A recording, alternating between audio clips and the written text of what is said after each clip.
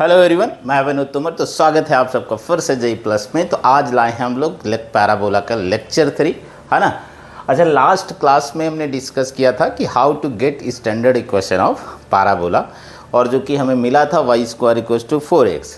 तो ऐसे ही हमारे पास और भी ओरिएंटेशंस हो सकते हैं पैराबोला के, मतलब फोकस और डायरेक्ट्रिक्स को अगर हम लोग चेंज कर देंगे तो और पैराबोला आ जाएंगे, है ना।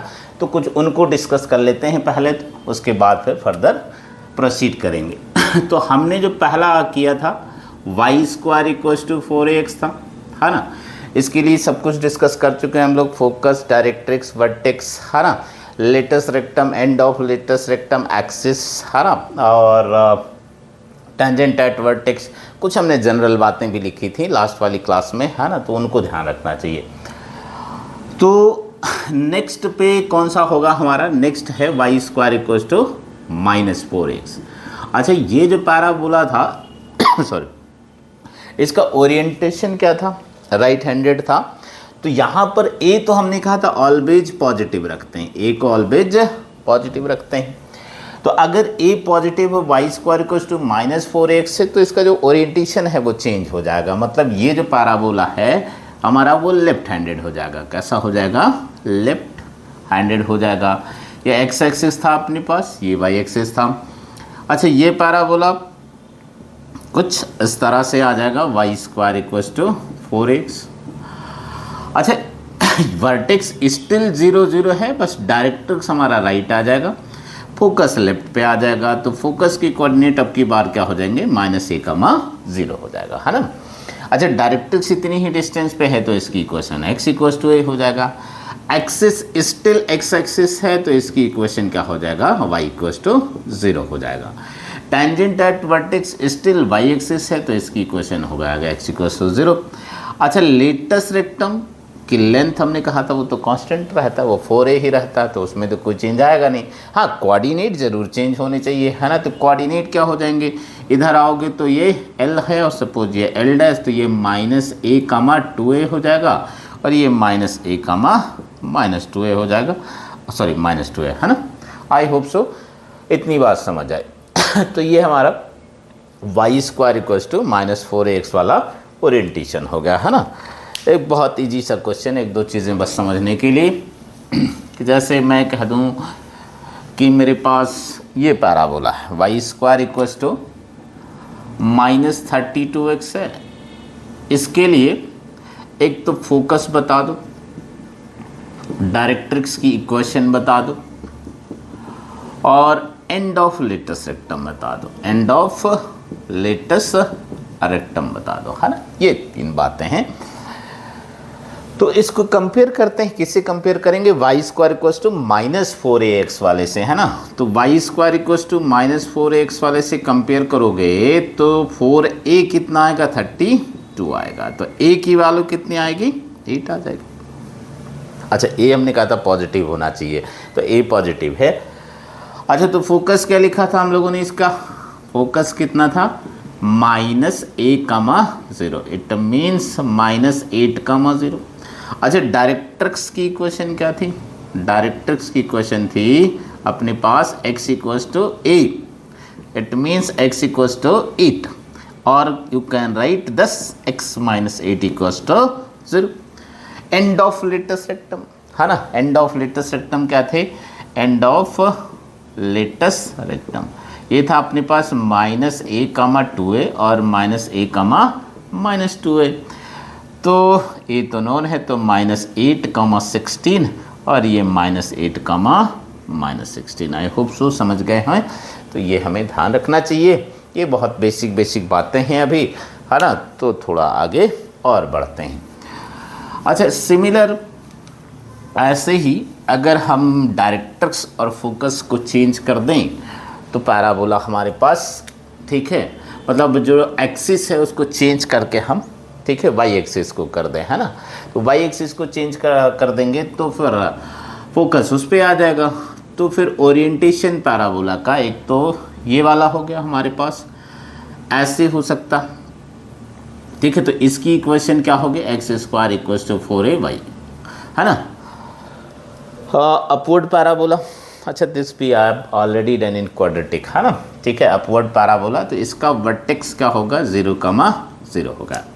अच्छा फोकस वाई एक्सिस पे ऊपर आ जाएगा तो 0,a, डायरेक्ट्रिक्स नीचे आ जाएगा तो y equals to -a। I hope so समझ रहे हैं। अच्छा लेटेस्ट रेक्टम ये फोकस से पास होगा, ये L और ये L डैश, ठीक। तो अब की बात, ठीक है, ये वाला 2a है, ये 2a है और ये a है, तो इसके कोऑर्डिनेट 2a, a होंगे और इसके कोऑर्डिनेट -2a, a होंगे। इसमें कंफ्यूज नहीं होना, है ना, कि ये 2a है, ये a है, तो ये 2a, a और ये -2a, a, है ना। तो आई होप सो इतनी ज़रूरत है। और ठीक है, तो ये जो डायग्राम्स हैं, ठीक है, दे शुड बी, ठीक है, फॉर्मली इन माइंड।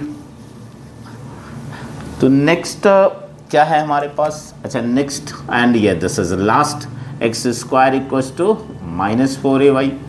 तो सिमिलर ये डाउनवर्ड पैराबोला हो जाएगा। अच्छा ये डाउनवर्ड पैराबोला हो गया तो इसका एक्सिस y एक्सिस होगा, है ना, ये x axis y axis, axis y axis हो गया, ठीक। वर्टेक्स स्टिल कहाँ रहेगा 0,0, डायरेक्ट्रिक्स ऊपर आ जाएगा तो इसकी इक्वेशन हो जाएगी y equals to a। Latus rectum मतलब फोकस यहाँ आ गया, तो फोकस के कोऑर्डिनेट 0,- है। अच्छा लेटेस्ट रेक्टम फिर से ये वाला लेंथ 2a है और ये a है, तो नीचे हैं, इसलिए क्या हो जाएगा 2a, -a और ये हो जाएगा -2a, -a, है ना। सपोज ये L है और ये L डैश है, लेंथ हमने कहा 4a रहेगा। अच्छा एक्सिस की इक्वेशन यहाँ पर, एक्सिस ये हो गया, तो एक्सिस क्या हो गया y axis, it means x equals to 0, tangent at vertex, tangent at vertex, ये कितना हो गया x इक्वल्स टू 0, ठीक, और sorry y equals to 0, sorry, है ना, y equals to 0, x axis है। तो इतनी सारी बातें तो बिल्कुल फॉर्मली दिमाग में सेट हो जाना चाहिए कि ये 4 ओरिएंटेशन पॉसिबल है पैराबोला के लिए। पहला y² इक्वल्स टू 4x मतलब right handed, y² equals to -4x means left handed, x² equals to 4ay upward, x² equals to -4ay downward. तो ये सब जो डायग्राम है एक्चुअली दिमाग में सेट होना चाहिए, है ना। अच्छा इन्हीं में क्या करें, हम कुछ क्वेश्चन करते हैं पहले थोड़े बहुत और फिर इन पर जाते हैं। अच्छा हमने लास्ट वाली क्लास में how to calculate length of latus rectum लिखा था, ठीक है। तो लेटेस्ट रेक्टम की लेंथ हमने कहा था अगर डायरेक्ट्रिक्स गिवन है और फोकस गिवन है तो फोकस से डायरेक्ट्रिक्स की डिस्टेंस कैलकुलेट करो, उसका डबल कर दो तो लेंथ ऑफ लेटेस्ट रेक्टम आ जाएगा। ऐसे ही अगर टैंजेंट एट वर्टेक्स गिवन है और फोकस गिवन है तो क्या करो, तुम फोकस से टैंजेंट एट वर्टेक्स की डिस्टेंस कैलकुलेट करो, उसको 4 से मल्टीप्लाई कर दो तो क्या आ जाएगा, ठीक है, लेंथ ऑफ लेटेस्ट रेक्टम आ जाएगा। तो हाँ, तो 2 क्वेश्चन इसी पर करते हैं। फर्स्ट क्वेश्चन हमारे पास है find the length of latus rectum of the parabola. चलो पैराबोला लिख लेते हैं। पैराबोला सपोज ये है x-2 whole square plus y-3 whole square equals to 3x plus 4y-7 by 5 का होल स्क्वायर। तो पहले तो चेक किया जाए ये वाला कोनिक पैराबोला है कि नहीं, ठीक है। कैसे चेक करेंगे, ठीक है, तो इसको पहले तो PS इक्वल्स टू PM वाले फॉर्म में लिखते हैं, मतलब PS इक्वल्स टू EPM। तो दोनों तरफ मैं रूट ले लेता हूँ, तो रूट ले लेता हूँ तो ये x-2 का होल स्क्वायर प्लस y-3 का होल स्क्वायर आ गया। अच्छा ये मॉड आ जाएगा, है ना, mod 3x plus 4y-7 upon 5, ये आ गया। अब ठीक है, PS इक्वल्स टू PM है, E यहाँ पर दिख रहा है, ऑब्वियस कितना है 1 है ना, E1 है। वैसे तो मैंने पैराबोला लिख दिया है पहले ही, ठीक है। तो फोकस डायरेक्ट्रिक्स पर नहीं होना चाहिए, चेक कर लेते हैं वैसे तो, है ना। फोकस कितना है 2,3, फोकस कितना है 2,3 है। अच्छा डायरेक्ट्रिक्स की इक्वेशन क्या है, डायरेक्ट्रिक्स की इक्वेशन ये 3x plus 4y minus 7 equals to 0। अब जरा चेक कर लो फोकस इस पे है कि नहीं। तो 3 2 जा 6 हो जाएगा और 3 4 जा 12 हो जाएगा ऑब्वियसली, है ना। 6 + 12 18 माइनस 7 0 तो नहीं आएगा। इट मीन्स ये पैराबोला है, कंफर्म है ना, इसमें कोई डाउट नहीं है। तो हमें क्या कैलकुलेट करना है, लेंथ ऑफ लेटस रेक्टम। अब लेंथ ऑफ लेटस रेक्टम कैसे लिखेंगे वो हमने, ठीक है, लास्ट वाली क्लास में डिस्कस किया है। फिर भाई स्टिल एक बार, है ना, कि ये डायरेक्ट्रिक्स है। डायरेक्ट्रिक्स की इक्वेशन क्या है, 3x + 4y minus 7 equals to 0, और ये रहा एक्सिस और इसी पर फोकस है। फोकस कितना है, 2,3। तो हमने कहा क्या करें, फोकस से इसकी डिस्टेंस कैलकुलेट करते हैं, उसका डबल कर देंगे, है ना। लास्ट वाली क्लास में क्लियरली कैसे होता है ये हमने समझा था। तो लेंथ ऑफ लेटस रेक्टम कितना आएगा, 2 × distance between focus and directrix, focus and directrix, है ना। तो ये तो बहुत ईजी है, फोकस नोन है, डायरेक्ट्रिक्स नोन है, तो कितना आ जाएगा 2। इसको यहाँ पे सब्स्टिट्यूट कर दो तो 3 2 जा 6, 3 × 2 + 4 × 3 माइनस 7 अपॉन कितना बताओ, √3² + 4²। तो I think this is 6, this is 12, और 12 + 6 18, 18 - 7 11 × 2 22/5 यूनिट्स हो जाएगा, है ना, 22/5 यूनिट्स। ये आंसर आ गया, है ना। Length of latus rectum calculate हो गया। एक और करते हैं।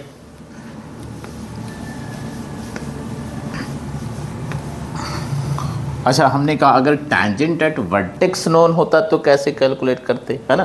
सो कह रहा find the length of latus rectum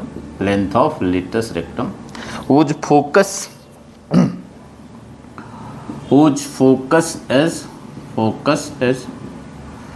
3,4 and tangent at vertex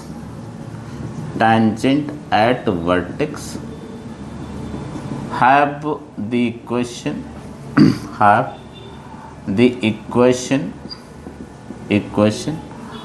x + y = 7 + 5√2, 7 + 5√2। तो आओ देखते हैं।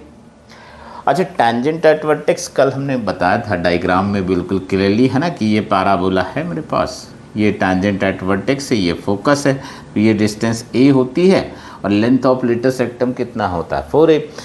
तो जब हम फोकस से इसकी डिस्टेंस कैलकुलेट कर देंगे और 4 से मल्टीप्लाई कर देंगे तो लेंथ ऑफ लेटस रेक्टम आ जाएगा। तो आओ देखते हैं, है ना, टैंजेंट एट वर्टेक्स तो ये रहा x + y - 7 - 5√2 = 0। फोकस कितना है, 3,4 है। तो बस कुछ नहीं, लेंथ ऑफ लेटस रेक्टम कितना हो जाएगा, 4 × डिस्टेंस बिटवीन, है ना, distance between focus and tangent at vertex. तो कैलकुलेट कर दो ज़रा, तो 4 कितना आ जाएगा, ये यहाँ पे सब्स्टिट्यूट कर दो, तो x की जगह 3 हो गया, y रिप्लेस हो गया 4 से, -7 - 5√2 अपॉन कितना हो जाएगा, ठीक है, √1² + 1²। तो 7 7 कैंसिल हो रहा है ना। तो कितना हो गया, 4 × 5√2 एंड डिनोमिनेटर आल्सो हैव √2, तो √2 कैंसिल, इट मीन्स 20 यूनिट्स आ गए, है ना। ये आंसर हो गया अपना। तो आई थिंक समझ गए, है ना। अगर लेटस रेक्टम पूछ लेता है हमसे और डायरेक्ट्रिक्स दे देता है, फोकस दे देता है तो भी कर लेंगे, टैंजेंट एट वर्टेक्स दे देता है तो भी कर लेंगे, है ना। तो थोड़ा आगे जाते हैं, है ना, थोड़ा आगे जाते हैं।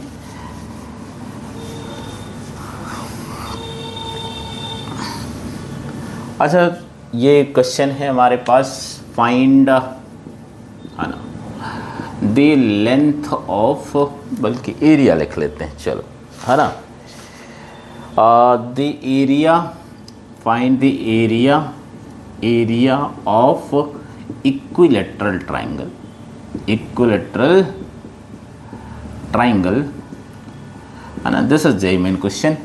Triangle inscribed in the parabola y square equals to 8x, y square equals to 8x, whose one vertex is vertex of parabola, vertex of parabola। ठीक है, तो क्या कह रहा है अपने से कि इक्विलेटरल ट्राइंगल बना दिया हमने किसके अंदर, इस पैराबोला में, है ना। वैसे ये ऑलरेडी है ना बुक्स में मिल जाता है क्वेश्चन, और ये जेई मेन ने उसी से फ्रेम किया है, तो इसलिए मैं जेई मेन वाला ही डिस्कस कर रहा हूँ। तो क्या कह रहा है, find the area of the equilateral triangle inscribed in the parabola thus whose one vertex is vertex of parabola। Okay ठीक, तो पैराबोला तो बना लेंगे हम लोग, है ना। Y square equals to 8x sorry, Y square equals to 8x, ये रहा parabola, Y square equals to 8x, और right handed parabola it should be, है। अच्छा, इक्विलेटरल ट्राइंगल और वर्टेक्स पैराबोला का, एक वर्टेक्स और इक्विलेटरल ट्राइंगल दोनों का सेम ही। अच्छा, पैराबोला तो हम जानते हैं ना कि सिमेट्रिक है एक्स एक्सिस के अबाउट, तो ट्राइंगल जो है का जितना पार्ट ऊपर आना चाहिए उतना ही पार्ट नीचे आना चाहिए, ठीक, उतना ही पार्ट नीचे आना चाहिए, तभी ये क्या बनेगा, इक्विलेटरल ट्राइंगल बनेगा, है ना। मतलब ये जो थर्ड साइड है, सपोज BC है, BC should be perpendicular to axis, BC should be perpendicular to axis. अच्छा, तो बहुत ईजी हो गया काम अब तो अपना, कि साइड को L कह देते हैं। अच्छा, साइड तो सभी L ही होगा क्योंकि इक्विलेटरल ट्राइंगल है। अच्छा, दूसरा, अगर ये सिमेट्रिक है, ये टोटल 60 होगा, तो आधा एंगल कितना हो जाएगा, 30 हो जाएगा। अब मैं साइड लिख सकती, ये वाली लेंथ लिख सकता हूँ, सपोज इसको M कह देता हूँ, तो ये L cos 30 हो जाएगा और ये L sin 30 हो जाएगा ना, लिटिल बिट ट्रिग्नोमेट्री। अच्छा, तो ये AM डिस्टेंस यहाँ पर x कोऑर्डिनेट B का तो सेम ही रहेगा, तो L cos 30 की वैल्यू √3/2 और L sin 30 की वैल्यू L/2, है ना। अच्छा, अच्छी बात क्या है कि ये जो B पॉइंट है, B तो पैराबोला पर है, तो पैराबोला की इक्वेशन को सेटिस्फाई करना चाहिए, तो करा देते हैं। कितना हो जाएगा, y square equals to 8x है, तो इसमें रख दो जरा, L/2 हो जाएगा, तो L स्क्वायर बाई 4 हो गया, है ना। 8 इंटू L√3/2 हो जाएगा, L√3/2, तो ये 2 से कैंसिल हो गया, L कैंसिल हो गया, तो finally what we will have, L as 16√3 आ गया। नाउ व्हाट, एरिया चाहिए अपने को, तो एरिया तो बहुत आसान है, इक्विलेटरल ट्राइंगल का एरिया जानते हैं, √3/4 इंटू साइड का स्क्वायर, तो एरिया कितना आ जाएगा, एरिया आ जाएगा √3/4 इंटू L स्क्वायर, तो ये कितना हो गया अपने पास, √3/4। अच्छा, L कितना है, ये रहा, है ना, तो 16 का स्क्वायर, 16 इंटू 16 इंटू, ठीक है, √3 इंटू √3, 3 हो जाएगा, 3 हो गया, तो मैं इसे कैंसिल कर सकता हूँ, 4 हो जाएगा, तो 64 इंटू 3 192 हो जाएगा, इंटू √3 स्क्वायर यूनिट आ गया, स्क्वायर यूनिट, ये एरिया आ गया, है ना। साइड निकालना होता तो सिर्फ ये 16√3। अच्छा, जो प्रीवियसली बुक्स में क्वेश्चन दिया है उसमें साइड निकालना हुआ है ना, तो वो उसमें parabola y square equals to 4x दिया हुआ है, तो आई थिंक वो आएगा 8a√3, है ना। तो नेक्स्ट, ठीक है, नेक्स्ट क्वेश्चन पे जाते हैं।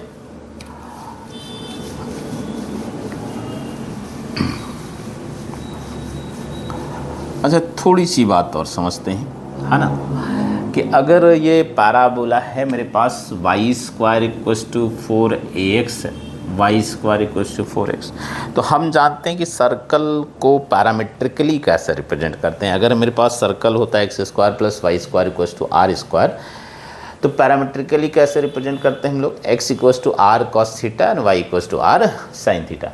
तो जो पैराबोला है इसका जो स्टैंडर्ड तरीका है, मतलब हमारे पास पैराबोला को पैरामीट्रिकली रिप्रेजेंट करने के बहुत सारे तरीके हो सकते हैं, बट स्टैंडर्ड क्या है, मतलब अगर हमें कंसिडर करना हुआ कभी पैराबोला पर पॉइंट तो हम कैसे लेंगे, है ना। ठीक है, तो वो कुछ ऐसे लेंगे कि वाई स्क्वायर, अगर मैं पैरामीट्रिक फॉर्म लिखूं इसका, है ना, parametric representation, sorry parametric form, तो Y square equals to 4x को कुछ ऐसे लिख सकते हैं, x इक्वल्स टू 80 स्क्वायर और y इक्वल्स टू 280। अच्छा, t यहाँ पर क्या है, पैरामीटर है, t क्या है, पैरामीटर, t पैरामीटर है। तो Y square equals to 4x, थोड़ी बहुत चीज़ें याद रख सकते हो जो थोड़ी सी हेल्पफुल होंगी, कि जैसे ये Y square equals to 4x है, तो t यहाँ पर पैरामीटर, मतलब t को चेंज करने से डिफरेंट पॉइंट्स आएंगे, वो सब पैराबोला को सेटिस्फाई करेंगे। अच्छा, ये इसको सेटिस्फाई कर रहा है, देख लो, x की जगह 80 स्क्वायर रख दो, y की जगह 280, तो 4a square t square, 4a square t square, that is always true. अच्छा, लेटेस्ट रेक्टम कुछ यहाँ पर होगा अपना, है ना, l डैश, तो ये ध्यान रख सकते हो कि वर्टेक्स पे जो t है वो तो 0 होगा, वर्टेक्स के लिए t 0 होगा।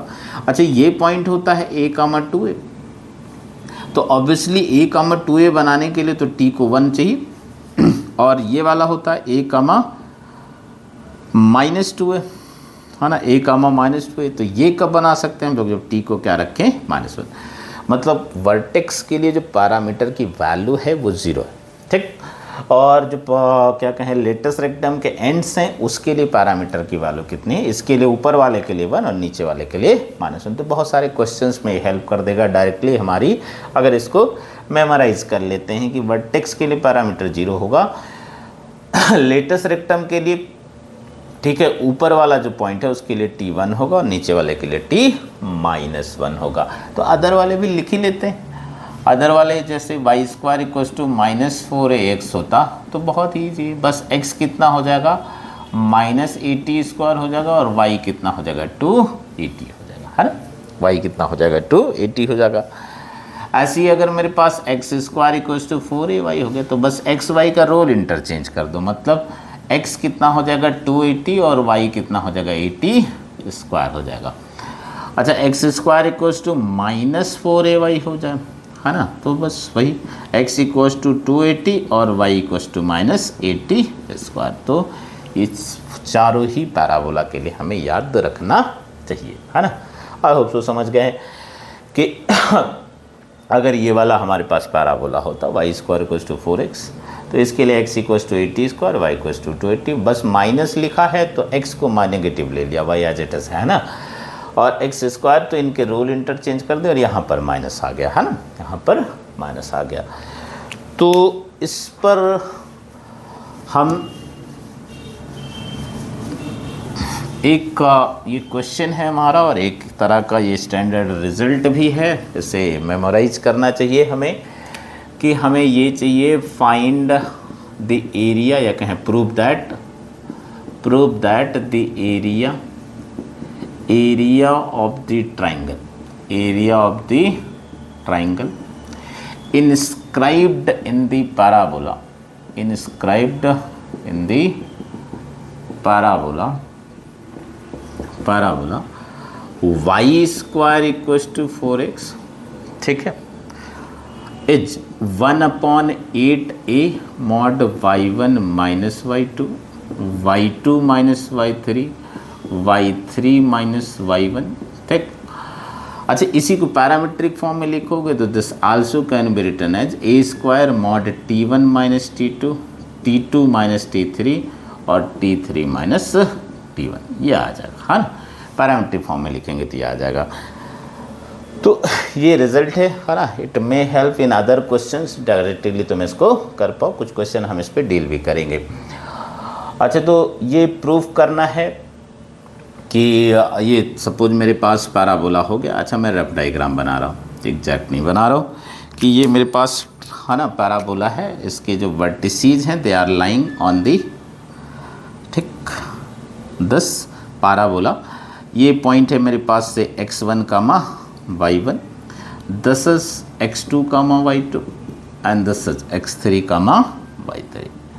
क्या प्रूव करना है कि जो ये ट्राइंगल आएगा इसका जो एरिया होगा वो कितना हो जाएगा, इतना हो जाएगा, है ना। अच्छा, पैरामीट्रिक फॉर्म में लिखोगे तो ये AT1 स्क्वायर कमा टू AT1, ये AT2 स्क्वायर कमा टू AT2 और ये AT3 स्क्वायर कमा टू AT3 हो जाएगा। तो little bit I am taking help of determinant, ठीक है। अगर मैं एरिया लिखता हूँ तो वैसे तो मॉड लिखना चाहिए, ठीक है। एरिया लिखते हैं तो खैर बाद में मॉड लिख देंगे, है ना। एरिया कुछ ऐसा आएगा, हाफ ये आ जाएगा x1 y1, ठीक है, then x2 y2, x3 y3, 1 1 1, है ना। अच्छा, जो देखो जो रिज़ल्ट चाहिए वो उसमें x1 x2 x3 का इन्वॉल्वमेंट नहीं है, इसमें y1 y2 y3 को तो ऑब्वियस है ये नहीं रखना चाहिए अपने को। तो ये बहुत आसान है कि y square equals to 4ax है, इसको x1 में सेटिस्फाई करेगा तो y1 स्क्वायर कितना हो जाएगा, 4ax1 हो जाएगा।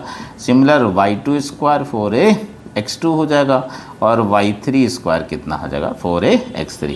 तो यहाँ से x1 x2 x3 को हम लोग एलिमिनेट कर लेते हैं ना, क्योंकि ये अपने पिक्चर में नहीं है। तो आओ ज़रा देखते हैं क्या होता है। तो यहाँ पर अगर मैं लिख देता हूँ तो एरिया जो है अपना वो कितना आ जाएगा, हाफ। यहाँ पे वैल्यू सब्स्टिट्यूट कर दो, this is y1 square by 4a, this is y2 square by 4a and this is y3 square by 4a and this is y1 y2 y3 1 1 1। तो I am taking little bit, है ना, कहें help of determinant and some basic properties of determinant. अच्छा, determinant में क्या कर सकते हैं हम लोग, ये जो सेम नंबर आ रहा है एक कॉलम में उसको कॉमन ले सकते हैं, मतलब 1/4 में कॉमन ले सकता हूँ। तो 1/4 कॉमन ले लिया और 1/2 पहले से, तो 1/8 आ जाएगा। अच्छा, फाइनली क्या रह जाएगा अपने पास, y1 square y1 1, y2 square y2 1 और y3 स्क्वायर y3 और 1 आ जाएगा, है ना। अच्छा, अब एक काम करते हैं, है ना, y1 माइनस y2 चाहिए, y2 माइनस y3। तो पहली वाली रो के जो एलिमेंट हैं उसमें दूसरा माइनस कर लेते हैं और दूसरे में तीसरा माइनस कर देते हैं। मतलब क्या हो गया, R1 में मैंने R2 माइनस किया। अच्छा, R1 में जब R2 माइनस करते हैं तो R1 में चेंजेस आते हैं, R2 में कोई चेंज नहीं आता। तो फिर फर्दर R2 में R3 माइनस कर दिया, है ना। तो एरिया अपना आ जाएगा कितना, 1/8a। ये कितना हो जाएगा, y1 square minus y2 square. तो that can be written as y1 minus y2 into y1 plus y2 हो गया, है ना। ये y1 माइनस y2 हो गया और ये बढ़िया हो गया 0। अच्छा, ये वाला सिमिलर y2 माइनस y3 हो गया और y2 प्लस y3 हो गया। अच्छा, ये y2 माइनस y3 हो गया और ये 0 हो गया। And this remains as it is, y3 square and then y3 and this is 1, है ना। ठीक, आई होप सो समझ रहे हैं, कोई प्रॉब्लम नहीं होगी, है ना। अच्छा, दिख रहा है कि ये जो फिर से वही वाली बात जो हमने बोला था ना कि किसी रो या कॉलम में सेम नंबर दिखे तो उसको कॉमन ले सकते हो। तो y1 माइनस y2 यहाँ पर 0 इंटू समथिंग तो लिख ही सकते हो, कोई प्रॉब्लम ही नहीं। y1 माइनस y2 सब में कॉमन है, यहाँ पर y2 माइनस y3 कॉमन है, तो ये कर लेते हैं, ये कर लेते हैं। तो कितना मिल जाएगा अपने को, फाइनली आ जाएगा मेरे पास 1/8a। यहाँ पर कॉमन ले लिया y1 माइनस y2 और यहाँ पे कॉमन ले लिया y2 माइनस y3। ठीक, अच्छा, तो रह क्या जाएगा अपने पास, ये रहा y1 प्लस y2 और ये 1 आ जाएगा यहाँ पर, यहाँ 0 आ गया। यहाँ पर y2 प्लस y3, यहाँ पर 1 आ जाएगा, यहाँ 0। And this remains as it is y3 square y3 और ये कितना आ गया, 1, है ना। ठीक, एक और स्टेप, थोड़ा सा कैलकुलेशन बचा है ना। तो क्या कर दिया जाए, कर ये सकते हैं कि पहली वाली रो में फिर से दूसरा वाला रो माइनस कर देते हैं, क्योंकि अल्टीमेटली अपने को y3 माइनस y1 या y1 माइनस y3 चाहिए था ना, ऐसे समथिंग। तो R1 में फिर से मैं R2 को माइनस कर लेता हूँ and by doing so what we will have, है ना, 1/y1 minus y2 y2 minus y3, and this will become y2 get cancelled by y2, so this is y1 minus y3, and this is 1 minus 1, this is 0, this is 0, है ना, and this is y2 plus y3, this is 1, this is 0, this is y3 square, and this is y3, and this is 1. now determinant ये कहता है कि जिसमें ज़्यादा zero हो उसका रिस्पेक्ट में ओपन करूँ, ठीक है। तो मुझे तो देखने में नज़र आ रहा है कि यहाँ पर ज़्यादा ज़ीरो हैं, ठीक है। तो सब we should expand along column 3। अच्छा, कैसे एक्सपेंड करते हैं यहाँ पर, this is lying on position A1, मतलब first row and third column A1 3। So जहाँ पर जो सबस्क्रिप्ट है उनका सम इवन होता है वहाँ पर प्लस आता है, जहाँ पर ऑड होता है वहाँ पर मान, तो ये प्लस, ये माइनस और ये प्लस आ जाएगा। तो फाइनली आई थिंक, ठीक है, this is y1 minus y2, this is y2 minus y3, and this is what, है ना, 1 आ जाएगा प्लस का।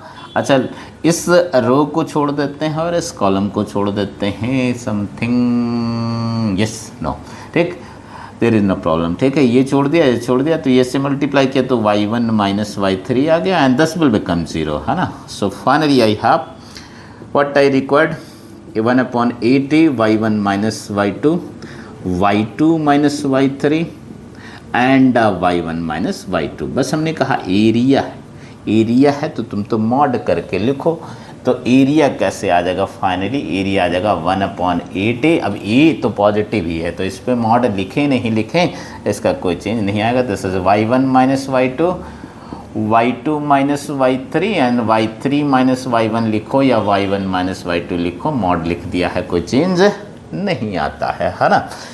तो आई थिंक समझ गए होंगे। इसी में वो वाला हम थोड़ा सा और मैनिपुलेट कर देते हैं कि अगर ये पैरामीट्रिक कोऑर्डिनेट होते, है ना, तो फिर क्या होता, तो आओ देखते हैं, है ना। y1 कितना था अपने पास 281, y2 कितना था 282, तो इसको सब्स्टिट्यूट कर लेते हैं, है ना। तो कितना आ जाएगा 281 minus 282।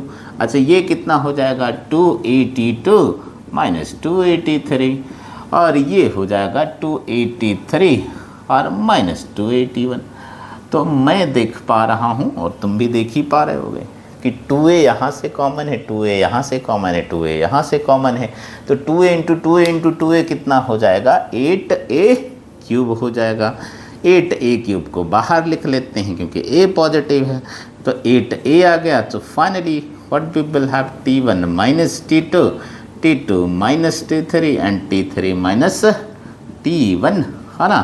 So this 8a square, sorry 8a cancel by this, so finally this will be a square into mod t1 minus t2, mod t2 minus t3 and mod t3 minus t1। I hope so समझ पाए हैं और इस result को memorise भी कर लेना चाहिए हमें, है ना, क्योंकि ये अदर क्वेश्चंस में क्या करेगा, हमें डायरेक्टली हेल्प करेगा। We will do questions on this, है ना, ठीक है, in next class. Thank you, आज यहीं तक।